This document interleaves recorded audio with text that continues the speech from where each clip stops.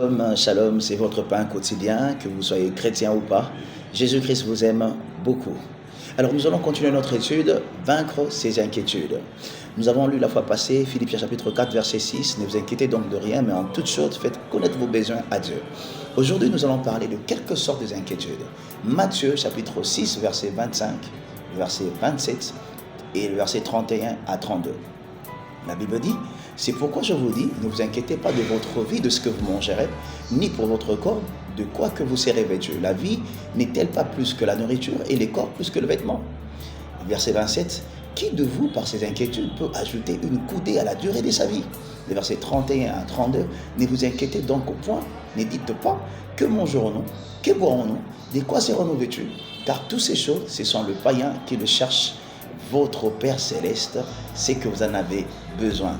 Vous avez un papa le plus responsable. Votre Père Céleste, c'est que vous en avez besoin. Considérez-vous enfant de Dieu. Arrêtez de vous considérer comme un étranger dans la maison du Père. Votre Père, c'est que vous en avez besoin. Jésus était avec Marthe. C'était dans sa maison, sa propre maison. Et Jésus était là, mais Marthe s'inquiétait pour beaucoup de choses. Luc chapitre 10, verset 41. Jésus lui dit ceci, Marthe, Marthe, tu t'inquiètes et tu t'agites pour beaucoup de choses, alors que je suis là. Comment tu t'inquiètes alors que Jésus est avec toi? Dans ce passage, nous allons voir trois sortes d'inquiétudes. Il y a les inquiétudes de survie. Les inquiétudes de survie. Nous inquiétons pour le lendemain. Mais Jésus dit dans Matthieu chapitre 6, verset 34, ne vous inquiétez donc pas du lendemain, car le lendemain aura soin de lui-même. J'aime la phrase qui vient après, à chaque jour suffit sa peine. Je voulais dire à quelqu'un, chaque jour est un miracle. Vis ton miracle. Quand tu te mets à t'inquiéter, quand tu vis dans les inquiétudes, tu risques de perdre ton miracle du jour. Dans Luc chapitre 12, verset 22, Jésus dit ensuite à ses disciples, c'est pourquoi je vous l'ai dit, ne vous inquiétez pas pour votre vie, c'est que vous mangerez, de quoi que vous serez vêtus.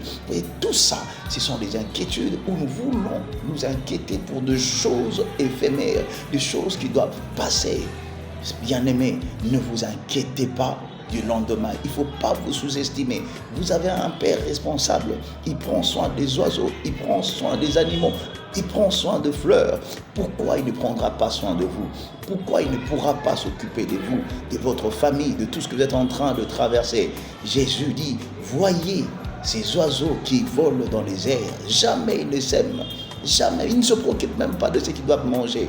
Mais toi, tu es un enfant de Dieu. Tu te préoccupes de choses qui doivent normalement passer. Bien-aimé, pense comme cette veuve de Sarepta. Regarde cette histoire. Je voulais vraiment t'amener là-bas, que tu puisses voir cette histoire. Elle aussi, elle était comme toi. Elle était en train de s'inquiéter pour ce lendemain. Et elle avait dit au prophète, elle a dit ceci, il n'y a que, je n'ai qu'un petit bol de farine et un peu d'huile, et je veux faire un gâteau pour moi et pour mon fils, et quoi, nous allons mourir. En Roi chapitre 17. Mais j'aime la réponse du prophète. Il a dit ceci, le verset 13 du chapitre 17 de 1 Roi, la Bible dit, Élie lui dit, ne crains point.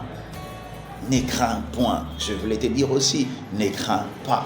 Ne crains pas ce que tu es en train de traverser aujourd'hui. Et il lui a dit, ne crains pas, fais ce que tu as dit, fais ce que tu as à faire aujourd'hui. Ne crains pas ce qui va arriver demain. Cette femme, elle était en train de s'inquiéter pour le lendemain, alors qu'il y avait un miracle pour sa vie. Il y a deuxième sorte des inquiétudes, les inquiétudes du confort. Les inquiétudes du confort. Et Jésus dit dans le verset 36 de Matthieu chapitre 6, la Bible dit, ne vous inquiétez donc au point, ne dites pas, que mangerons-nous, que boirons-nous, de quoi serons-nous vêtus? Le confort, nous voulons vivre dans le confort. Combien de gens aujourd'hui sont prêts à trahir les autres à cause du confort? Combien de personnes abandonnent le Seigneur aujourd'hui à cause du confort? Combien de personnes ils sont en train de se battre nuit et jour et mettre Dieu de côté à cause du confort pour garder les standings de vie? Laisse-moi te poser trois questions comme avait fait Jésus. Ta réputation ne vaut pas-t-elle plus que tes besoins? Ta vie ne vaut pas-t-elle bien plus que la nourriture? Ton corps ne vaut-il pas bien plus que les habits? Ces trois questions, ça doit t'interpeller pour te dire, comment est-ce que je dois me battre et abandonner les seigneurs à cause du confort? Si seulement c'était pour le confort, Joseph allait céder avec la femme de Potiphar. Si c'était seulement pour le confort, Shadrach, Abednego et Meshach n'allaient pas accepter d'aller dans la fournaise ardente. Pourquoi? Parce qu'ils étaient des intendants. Ils ne pouvaient pas accepter d'aller jusque-là.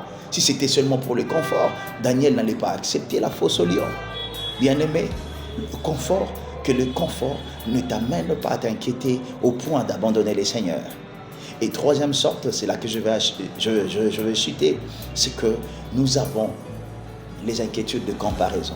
Nous nous comparons aux autres.